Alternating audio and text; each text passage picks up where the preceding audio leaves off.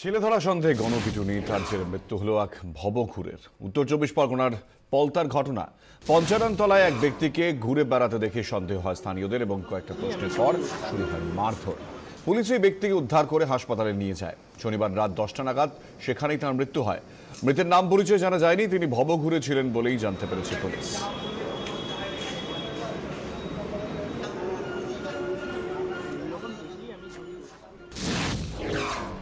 গুজবের শিকার শিক্ষিকা এবং তার মেয়ে। স্রেফ ছেলে ধরা সন্দেহে মা ও মেয়েকে মারধর করে জ্বালিয়ে দেওয়া হলো গাড়ি। হুগলির জিরাটের কাছে আসানপুরের ঘটনা। বলাগড়ে আত্মীয়ের বাড়ি থেকে গাড়িতে ফিরছিলেন কল্যাণীর বাসিন্দা মা ও মেয়ে। অপর্ণা দেবী আগরপাড়া হাই স্কুলের শিক্ষিকা। আসানপুরের কাছে কয়েকজন তাদের গাড়িতে হামলা চালায় এবং মারধর করে তাদের গাড়ি জ্বালিয়ে দেওয়া হয়। ঠিক কি কারণে এই হামলা তা এখনো স্পষ্ট নয়। আক্রান্তদের অভিযোগ, মারধরের পর তাদের সব গয়নাগাটি লুট করে নেওয়া হয়। শিক্ষিকা এবং তার মেয়েকে কল্যাণী হাসপাতালে ভর্তি করা হয়।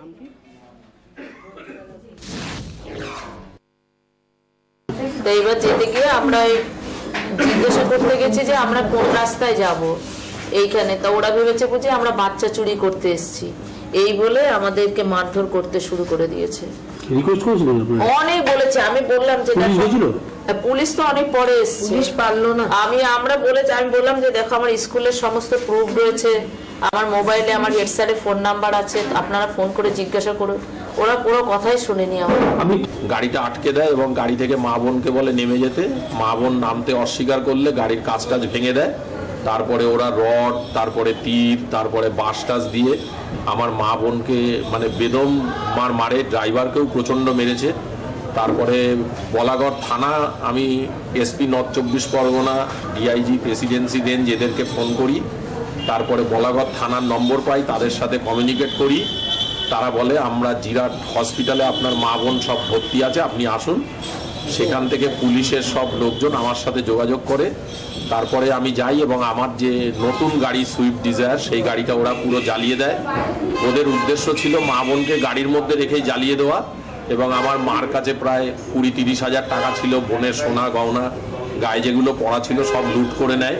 আমরা কথা বলবো এই মুহূর্তে টেলিফোনে আমাদের সঙ্গে রয়েছেন শাশ্বতী ঘোষ, নারী আন্দোলনের কর্মী, বিশিষ্ট সমাজকর্মী। শাশ্বতী, যে ছবি বিভিন্ন জেলা থেকে উঠে আসছে এবং কিছু কিছু মানুষ এই ধরনের পরিস্থিতির সুযোগও নিচ্ছেন, কি বলবেন, কি বার্তা দেবেন এই সময় দাঁড়িয়ে এই ঘটনা দেখার পর? না দেখুন, এটা তো অত্যন্ত উদ্বেগজনক একটা ঘটনা। আজকে যদি আমাকেও ধরুন, কথার কথা বলছি, যে কোনো একটি দূরের মফস্বলের কলেজ ডাকলো এবং সেখানে আমি গাড়ি করে যাচ্ছি এবং স্থানীয় লোকেদের মনে হলো, আমাকে জিজ্ঞেস করা হয় যদি, তাদের মনেই হতে পারে যে অঞ্চলটার ওপর দিয়ে যাচ্ছি, অসংলগ্ন হতেই পারে। কাজী এটা তো যে কোনো মানুষ যিনি যাচ্ছেন সেই অঞ্চলে বহিরাগত নানান কাজে তো মানুষ এক জায়গা থেকে আরেক জায়গায় যাবেন, তার পক্ষে তো এটা প্রচন্ড বিপদের এবং প্রচন্ড উদ্বেগের সব ঘটনাটা। এবং এটার পেছনে কোনো বড় চক্রান্ত আছে কিনা, কারা এটাকে ছড়াচ্ছে সেটাও যেরকম দেখতে হবে। আবার অন্যদিকে যদি পুলিশ নিরপেক্ষভাবে পুরো ব্যাপারটা তদন্ত না করে, হস্তক্ষেপ না করে, কারণ কোথাও লোকেদের কিন্তু পুলিশের উপর আর আস্থা নেই, তারা আইন নিজেদের হাতে তুলে নিয়েছে। যখন পুলিশ মার খাচ্ছিল এবং পুলিশ কোথাও অতি সক্রিয়, কোথাও সম্পূর্ণ অক্রিয় থাকছিল, তখন আমরা বারবার এটাই বলেছি যে জনগণ যেদিন নিজেদের হাতে আইন তুলে নেবেন সেটা কিন্তু সমাজের পক্ষে মোটেই ভালো নয়। ফলে কি করে পুলিশের উপর আস্থা ফিরিয়ে আনা যায়, এবং পুলিশের উপর আস্থা কিন্তু ফুটবল খেলে ফিরবে না, পুলিশের উপর আস্থা পুলিশকে নিরপেক্ষ বিচার দিতে গেলেই তখনই ফিরবে।